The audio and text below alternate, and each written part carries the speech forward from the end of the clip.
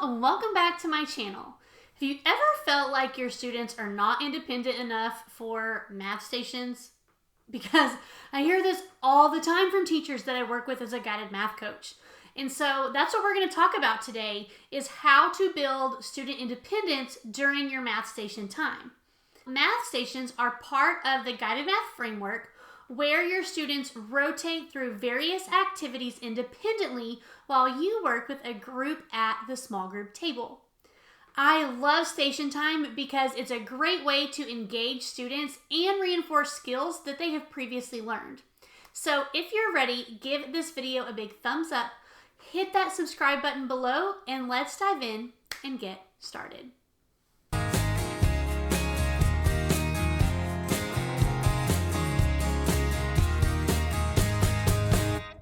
First, let's talk about setting up and modeling expectations. Before your students can work independently, they need to understand what is expected of them. You cannot just expect them to know what to do. You have to take the time to explicitly demonstrate what their behavior during their math station time should look like. Here are a few routines that will need to be taught. 1, how to properly transition. Working with a partner or a group and what that looks like and what it doesn't look like. How to win and lose graciously if they are playing a game. How to take care of center materials and then how to clean them up. How are they going to turn in and submit their work for accountability, and so much more. I actually have a free checklist that you can download for free on my website. I'm going to put the link in the description of this video. But this is a list of simple routines and procedures that need to be taught as you are beginning to implement the guided math framework. So if you are interested, you can download this routines and procedures checklist for free. By modeling these expectations over and over and over again, you are helping set your students up for success. And this is actually something that I also explicitly teach how to do inside of managing math stations. And our summer enrollment is going to be opening really soon. So you can also find that link in the description of the video if you want to join the waitlist to be notified when enrollment opens next. Then tip number 2 is we have to gradually release the responsibility of our students. And so this is also something that I teach inside of managing math stations, and I explain in great detail how it typically takes 5 to 6 weeks to get guided math fully up and running. And during that time, you are focusing on a gradual release method and implementing only one station at a time. Don't just throw 3 or 4 stations at them and expect them to do it properly or to know what to do. You want to start by providing a lot of support and guidance during the initial stages of building independence. And then as your students become more and more comfortable with routines and procedures, gradually decrease the level of support, allowing them to take more ownership of their learning. And one of the bonuses that you get inside of managing math stations is a step-by-step 5-week lesson plan guide that follows this process and empowers to help build student independence. All right, tip number 3 is consistency. Consistency is key. Keeping the same routine for math stations helps our students know what to expect and builds familiarity. My station system is very simple. Station 1 is always math facts. Stations 2 and 3 are always spiral review of a previously taught skill.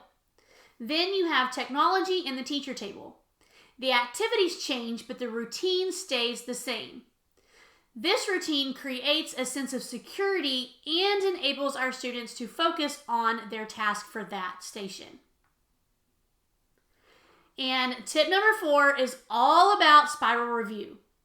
Math centers are an excellent opportunity to reinforce previously taught skills.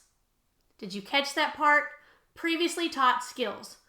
What your students should be doing independently is something that they have already learned and can work on by themselves.